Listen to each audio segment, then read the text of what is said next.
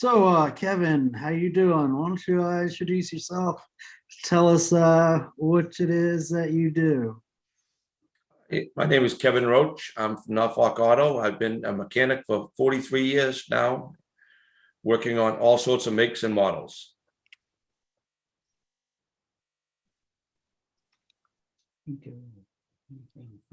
And it's a family business. What got you so into cars? Well, yes, it is a family business. My father used to race cars, and so he had cars at his house when he was working on race cars, and I was helping him out with his little. Then when he started the business, I was 12, and I just followed right in and been working there ever since.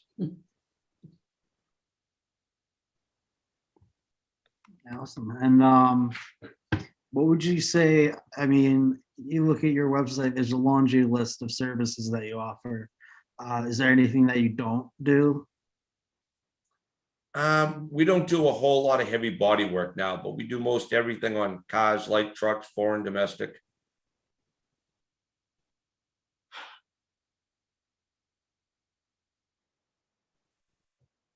Okay. And tell us an interesting story, a crazy story, weird tow, some kind of crazy mishap. I don't know. There's a lot of them. I on this year on Christmas Day, I went out and did a tow, and a person hit a fire hydrant, hit a telephone pole, and wound up on a stone wall. So that was kind of interesting. 8 o'clock on Christmas morning.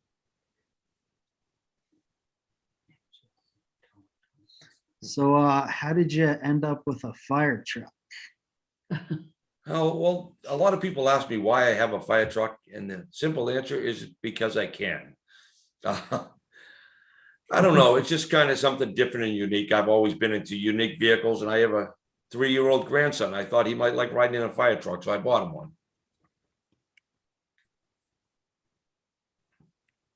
That's awesome.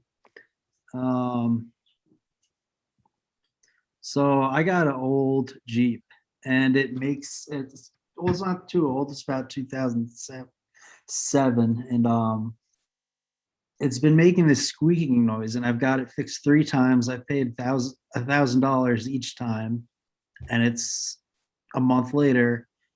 Every time it just starts squeaking again, and every time they tell me it's something different. I know it's not too much information to go off of, but I don't Yeah. know. Does What it would you? squeak? Does it squeak going around corners or going over bumps?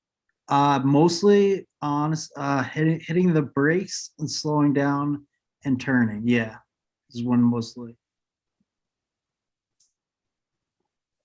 Does it make a difference if it's hot or cold or wet or dry? Not that I've noticed. No. Does it make the noise when you're sitting at a stop sign and you're turning the wheel right and left? Yeah, it doesn't make noise then. It only happens really when I'm moving. So is it a rotating squeak, or is it just a squeak when you're going over bumps?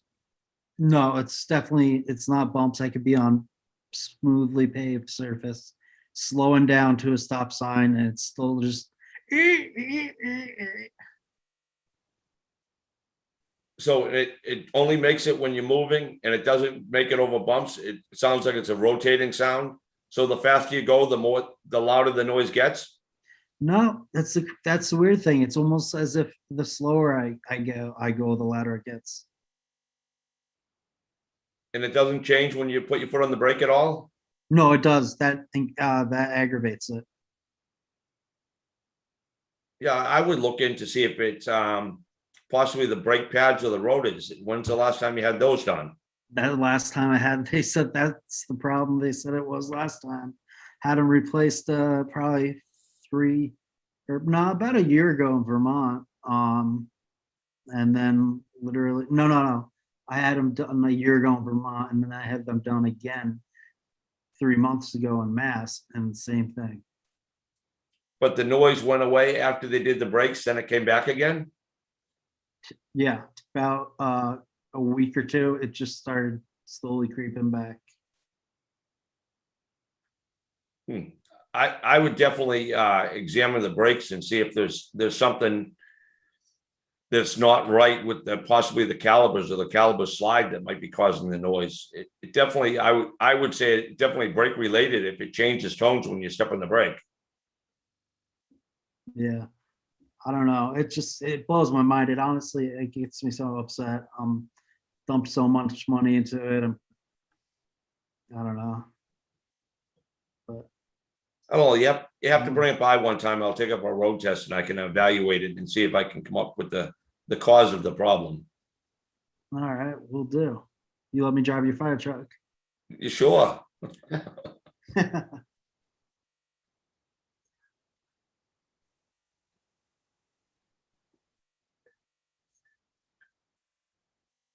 A lot of times I've been taking it out for people that had birthday parties. A lot of times they drive by to celebrate because people can't gather in large crowds. I've done about 3 or 4 of them that drive by with the fire truck, and people really seem to like it.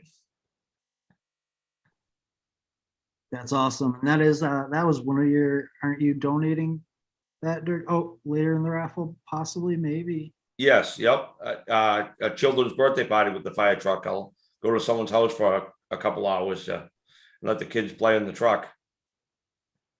Seems like an awesome time. I was I can't remember her name. I was talking to the woman recently who runs a CNC ice cream truck, and she said she's great friends with you. She used to keep her truck at your place, and she said you had some sort of military vehicle, some kind of tank or something.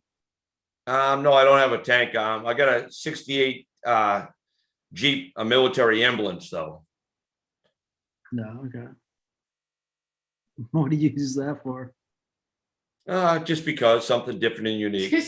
I haven't got it really roadworthy since I got it. I've had it about a year and a half, but Fair enough. So Kevin, this is Karen Riley. We have some questions from the audience. okay.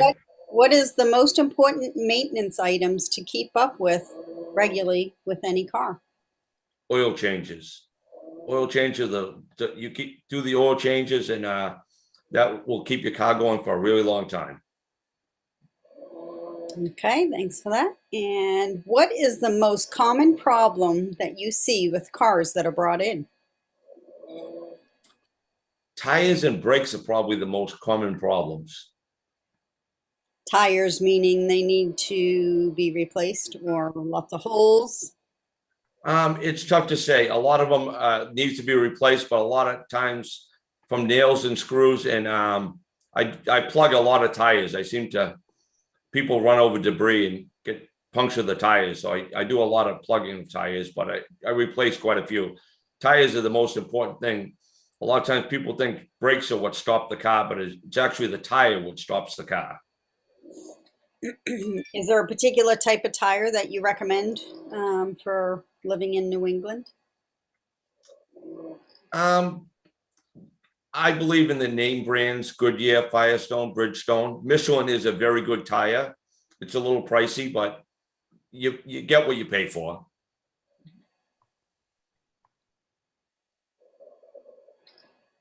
Do you think winter and snow tires are worth it? I am a very firm believer. I think snow tires in New England have a great benefit. I personally run them on my car. They say the all-season tires will work, but if you get 6 or 8 inches of snow, the snow tires definitely a huge benefit in getting traction and stopping. Okay, we have another question coming in. How often should you replace your windshield wipers? I would say probably once a year. Although if you don't free them up in the wintertime and they get stuck to the windshield and you turn your windshield wipers on, they can tear very easily. But I would say once a year before winter is the best time to replace them.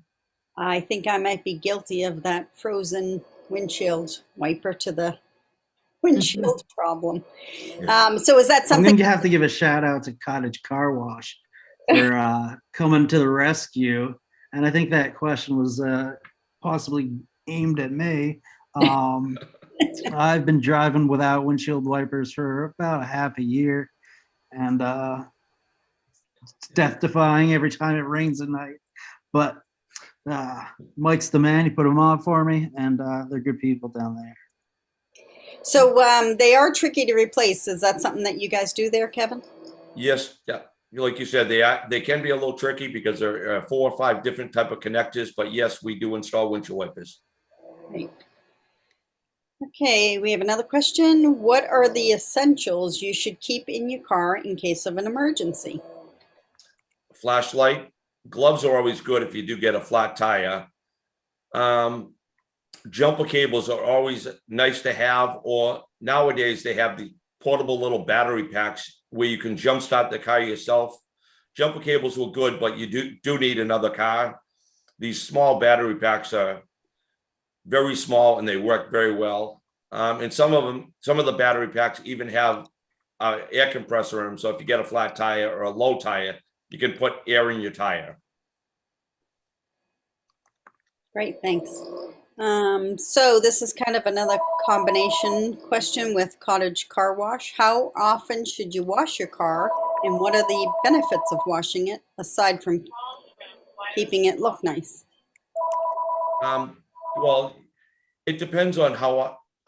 In the wintertime, you should try to wash it usually after a snowstorm, probably 3 or 4 days. Usually you tend to get a warm day. Washing the salt off your car is a huge benefit to prevent it from rusting out.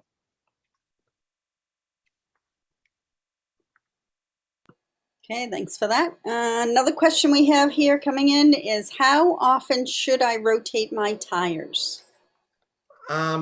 Probably every other oil change would be good because the front tires do wear a lot more than the backs. So the front more than the backs. I know I ran into a problem one time where they wouldn't replace just one tire. They said I had to get 2 tires. Yes, especially on all-wheel drive cars. If you hit a curb and your tires are more than 20% worn out, they'll tell you you should get 4 tires, because it is essential on all-wheel drive cars that the tires be the same circumference. Mm-hmm. Alrighty, we have a question. What is the difference between regular and synthetic oil? Synthetic oil has more additives and some cleaners in it, and it's a little better oil, and it lasts longer. A normal conventional oil, you should change it 3,000 miles, and synthetic you can probably go 6,000 to 7,000 miles before needing an oil change. I bet with everyone staying at home over the last year, maybe with our cars sitting longer, we should have the oil changed. Let's see. Another question we have is, when someone takes a car out for a tune-up, what does that entail, and how often should that be done? It depends on the car. A lot of the new cars recommend 100,000 miles on a tune-up, but a tune-up basically usually consists of spark plugs, air filter, and fuel filter. Most of the cars, the fuel filters are built into the tank, so you don't do the fuel filter. But an air filter should be probably done every 20,000 miles, and your cabin air filter should be done every 10,000 miles. Most of the spark plugs are 100,000 miles, but certain vehicles are between 50 and 60,000 miles. So it really depends on the vehicle when your spark plug should be changed. And your owner's manual is a good reference of when you should change certain parts like spark plugs and air filters and all that. They have a reference guide in there that tells you when you should change certain things. Okay, thanks for that. I don't see any other questions, so I guess I'll ask you one of my own. As you know, you take care of the con man's van, handicap van, Mercedes Sprinter. What's the worst thing about that van? Yeah. I know Bill has his list. Yeah, you want the list in alphabetical order? Well, the toughest part about that's a Mercedes. A lot of times on some of the German cars, they tend to over engineer things, where on a Honda or Toyota, you can just go and fix one thing, but on the Mercedes, they might have 2 or 3 computers that to do the same thing, where on a Honda or Toyota, they might have one. Mhm. I love it. I love that van, but Bill's not so much of a fan. Well, when it runs right and there's no problems with it, it is a great van. So do you have a favorite, or maybe I should ask, what's the easiest type of car to work on? Personally, I prefer to work on a Honda or a Toyota. They seem to me the most durable, last the longest, without giving a whole lot of problem. I have a Chevy pickup truck, a Jeep, and a Toyota. Mhm. And the Toyota I've had probably for 120,000 miles, and I've done very little maintenance. I've done very little repairs to it other than routine maintenance. Mhm.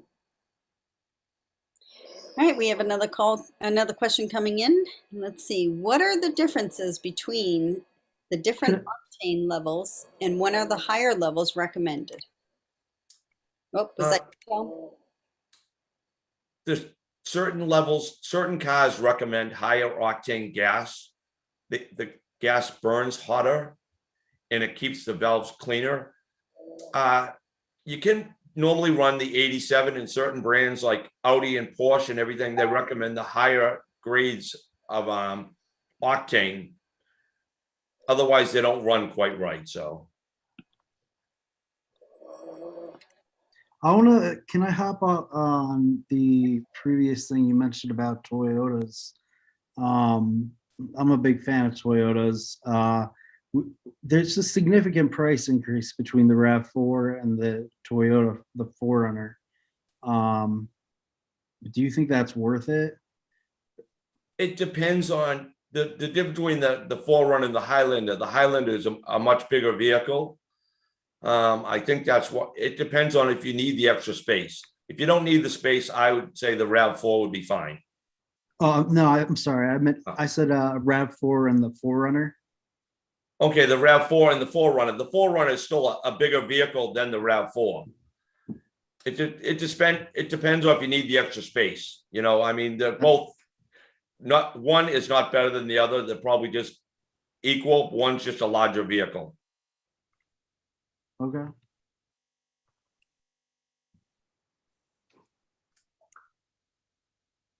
And I think with the 4Runner, it might have a larger tow capacity.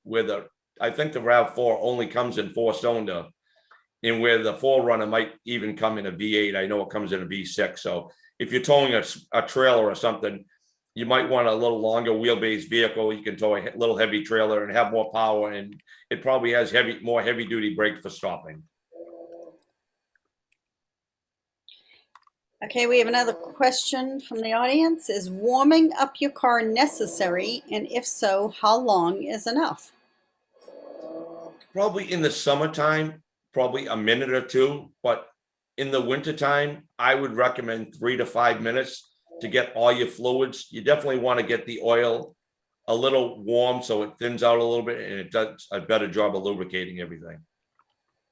My son Tim has a Subaru Forester, and he insists on running that at least 5 minutes before he puts it into gear.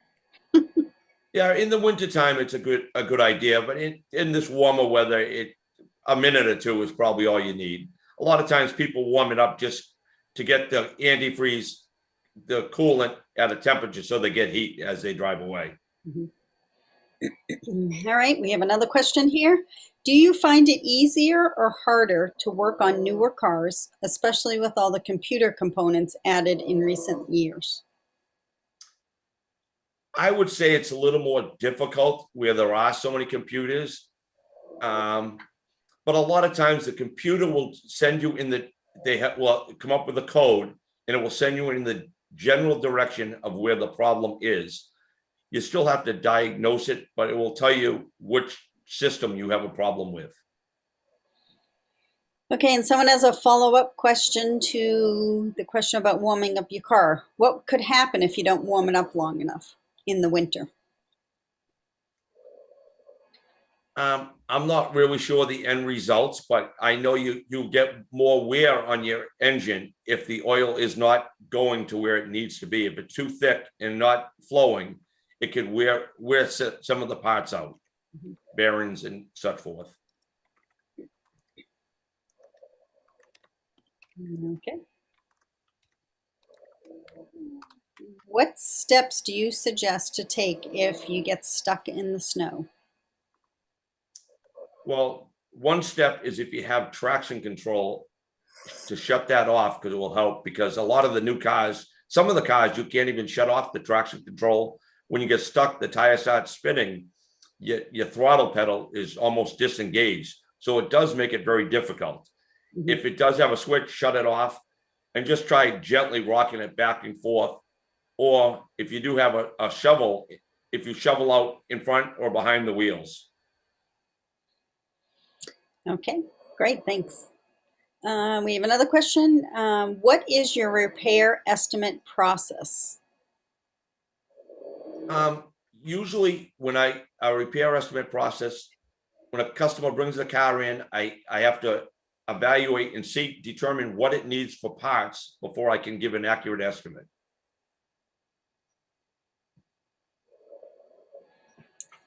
And we have another question. What do you do if you find leakage of oil or any other fluids underneath the car and you've ruined mom and dad's driveway? No, I'm just kidding.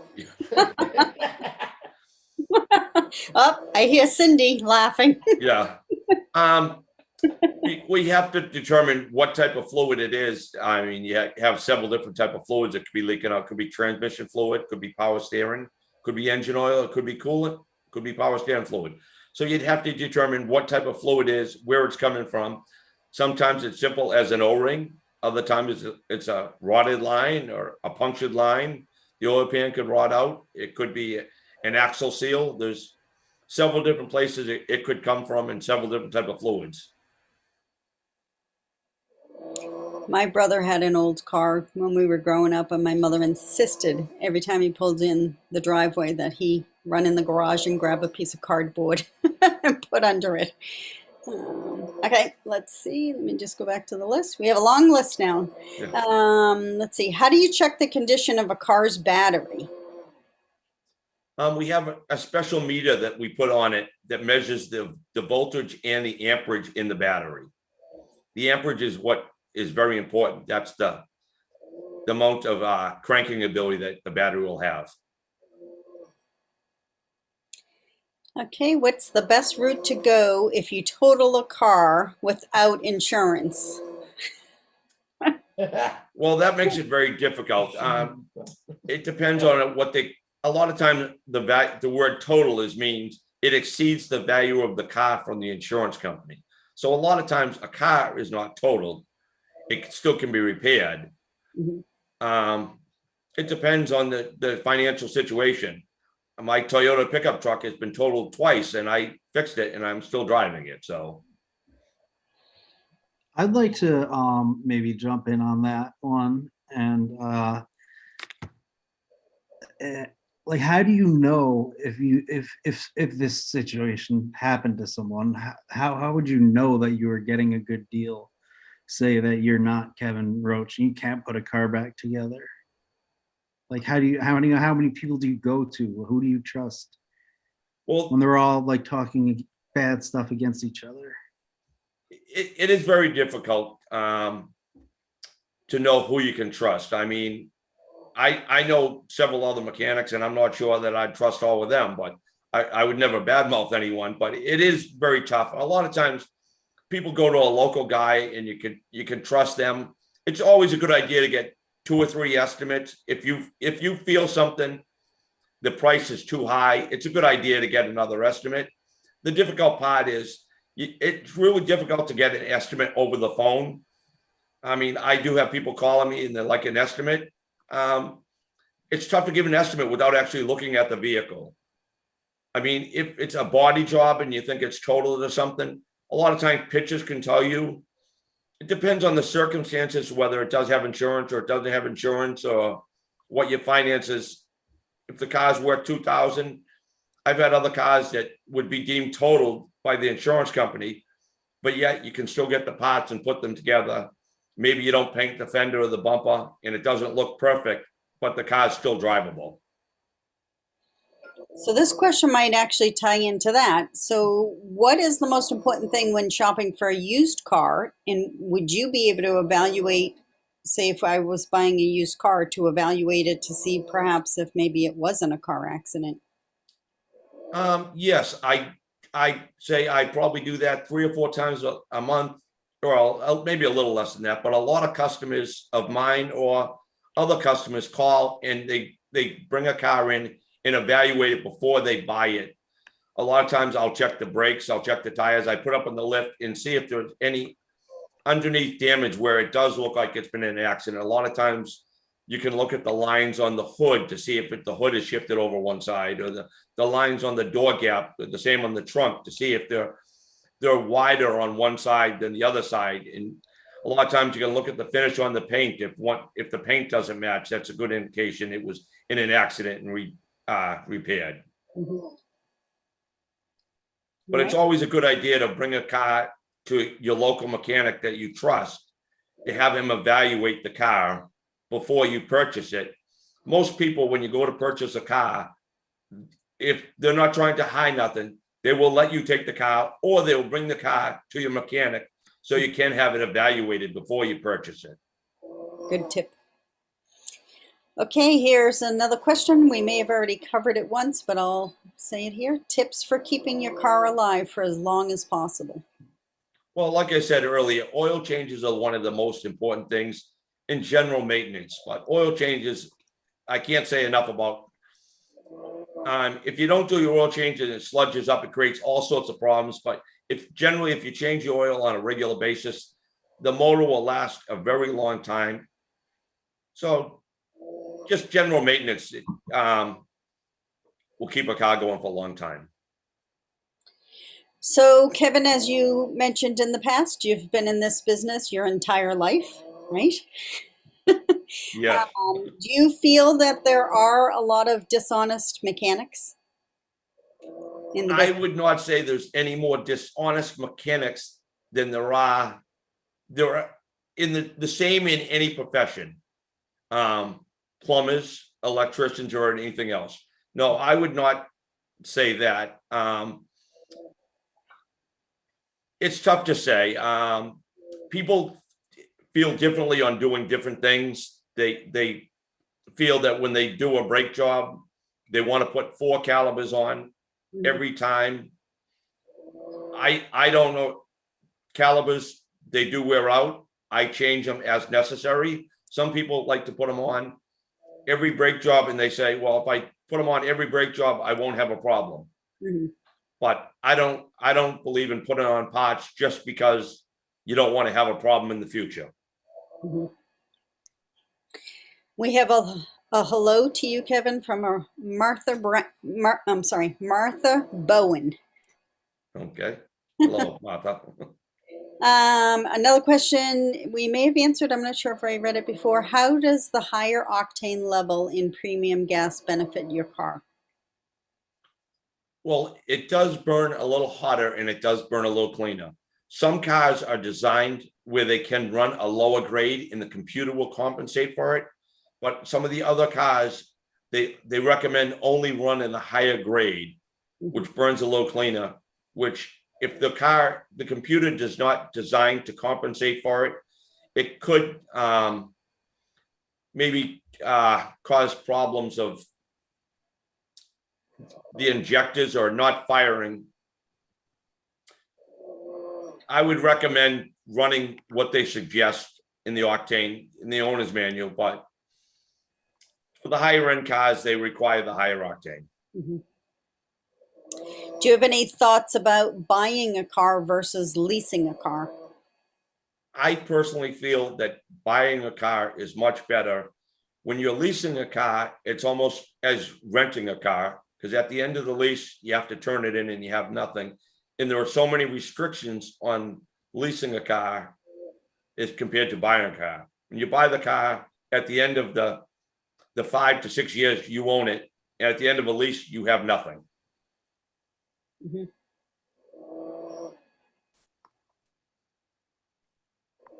Do you find cars with the automatic start and stop, do they have more wear on their engines?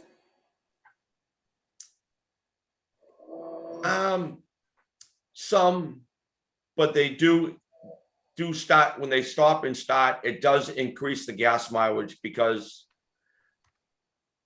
the car is not idling. So in theory, there could be cause less wear on the engine because it has less idling time on it. It depends on the traffic that you go in. Okay, let's see. Do you get more power from exhaust cutouts? Now, what was that question again? Do you get more power from exhaust cutouts? I'm not sure. I'm not really sure what they're referring to as far as that question. Okay, well, Um, maybe they can add more detail while we move on to the next one. They can post it again with more detail. Okay. Do you happen to have an opinion on electric cars? They are coming around, and there are more of them. The Prius has been around for a while, and I have a couple of customers that have 250, almost 300,000 on the Prius, and they're having much problem with the electrical side of them, and the gas engine seems to hold up pretty good. So I haven't done a ton of work on them where it is kind of new technology. A lot of times the dealer is still working on them because they're under warranty, but I think that's going to be the way of the future.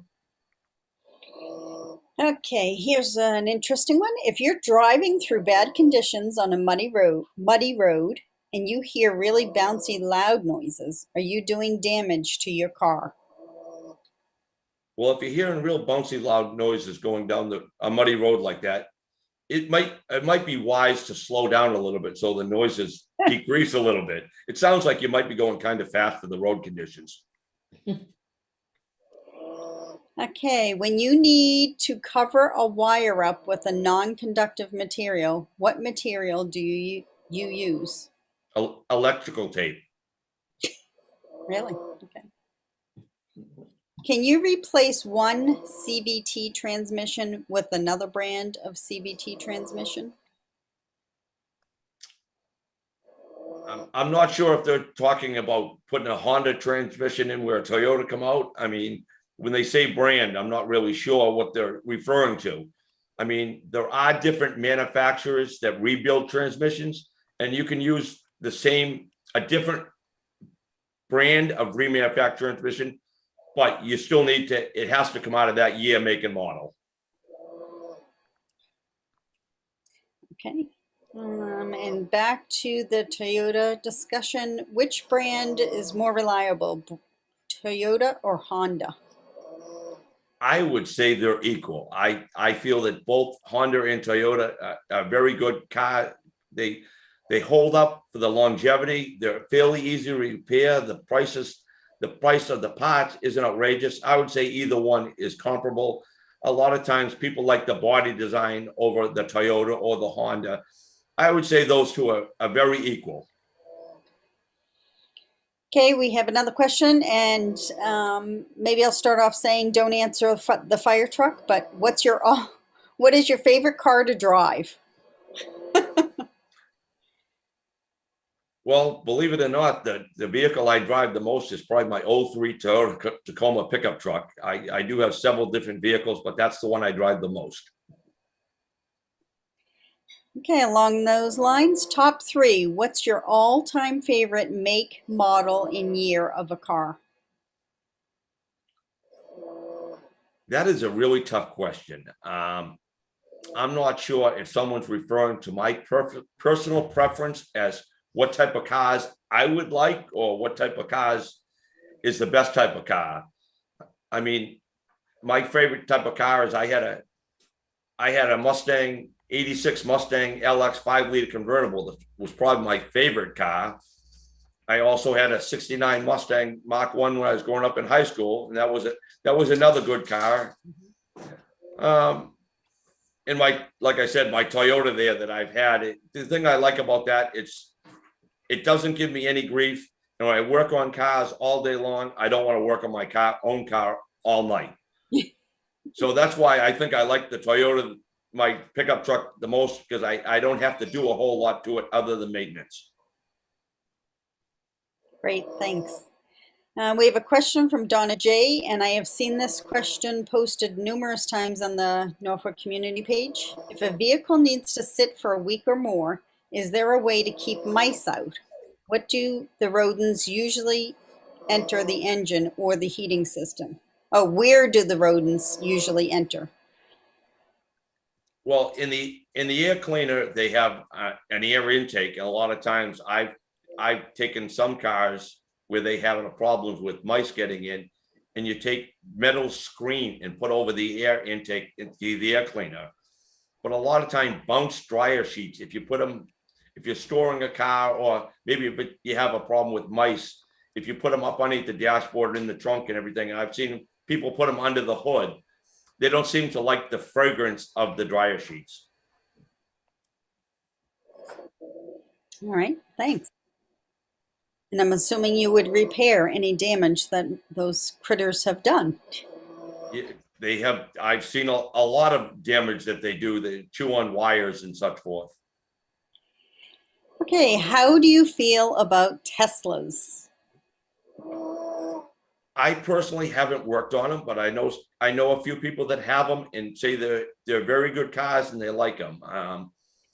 The only thing I have heard a couple of times, people say if you don't drive them, you need to keep them plugged in all the time. Otherwise, you run into some problems. If the batteries go dead, they can be kind of pricey to get them reset again. Mhm.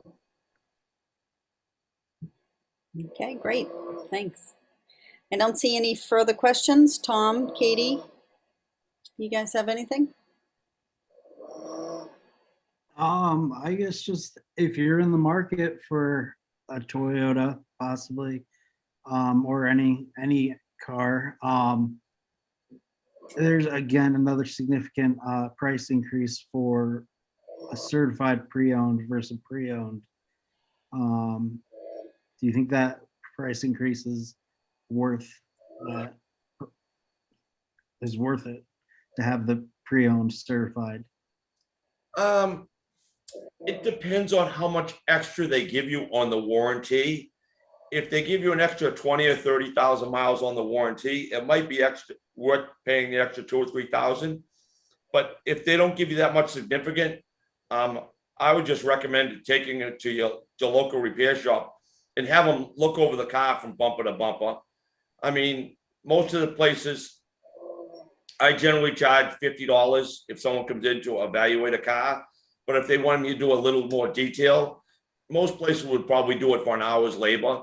And you could see if the car had any problems before you purchase it. And a lot of times, if you go back to where you were going to purchase the car and explain to them that you found a few problems, most of the time they'd fix them before you purchase the car.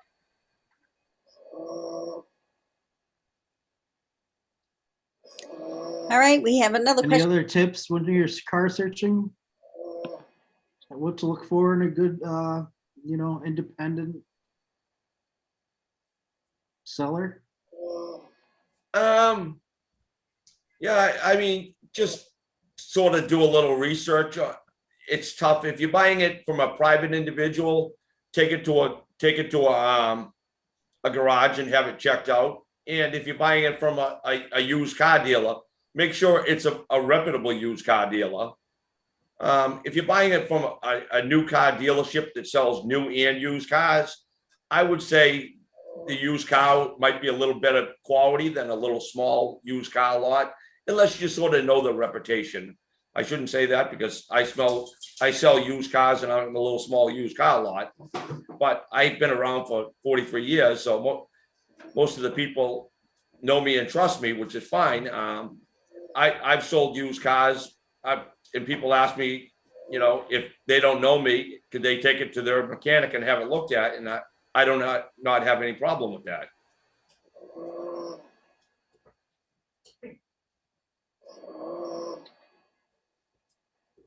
Okay, we have another question that just popped in. Are there situations where all-wheel drive is preferred over four-wheel drive? Basically, all-wheel drive and four-wheel drive is one in the same now. Before it was basically Subarus were all-wheel drive, and other cars were the four-wheel drive cars.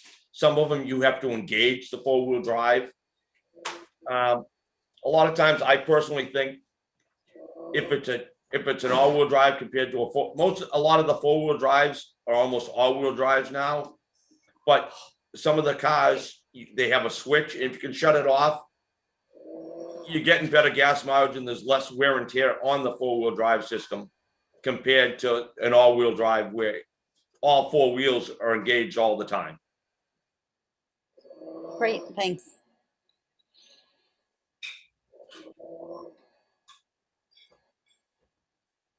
Katie, any more questions? Tom? I think we're out of questions, but Kevin, thank you so much. This was extremely helpful.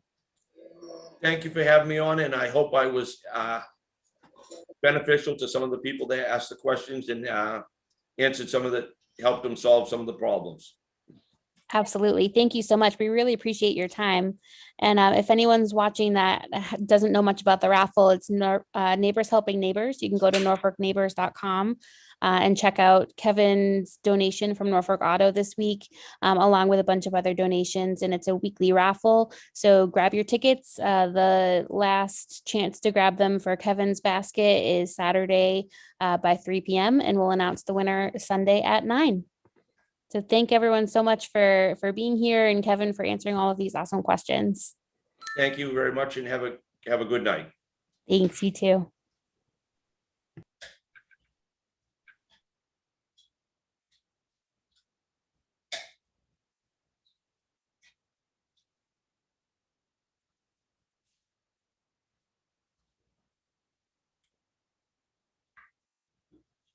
Yeah. Maybe.